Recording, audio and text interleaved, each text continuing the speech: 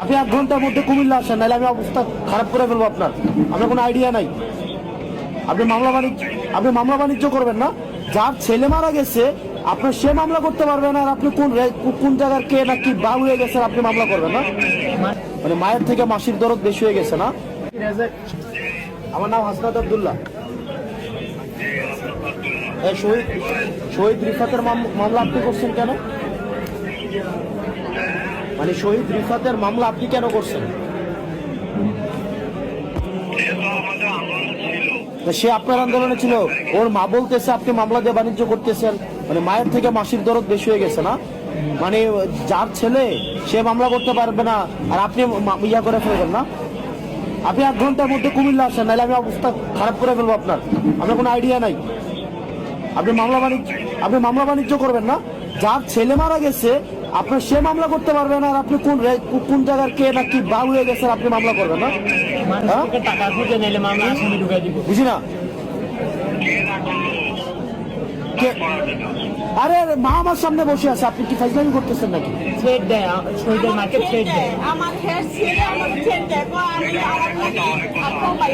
আরে অনেক কথা মানে কি, যার ছেলে মারা গেছে আপনি ফাইজলামি পাইছেন নাকি? অনেক কথা।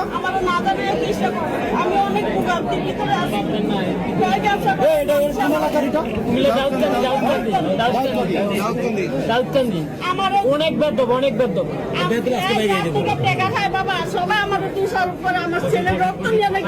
শুধু বেদ্যপ না, খালি চরম বেদ্য। কিন্তু আমার ছেলে তার জন্য আমি অনেক ভোগান্তির ভিতরে আছি। সবাই আমারে বলে আমি আমার ছেলের রক্ত নিয়ে আমি ব্যবসা করি। করে ভাই, সে নিজে মামলা করে কেন?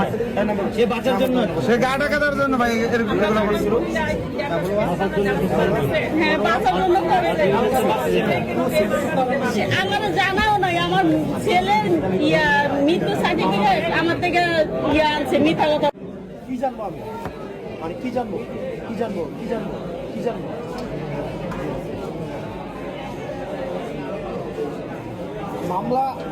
মামলা কাকে জিজ্ঞেস করে করা হয়েছে?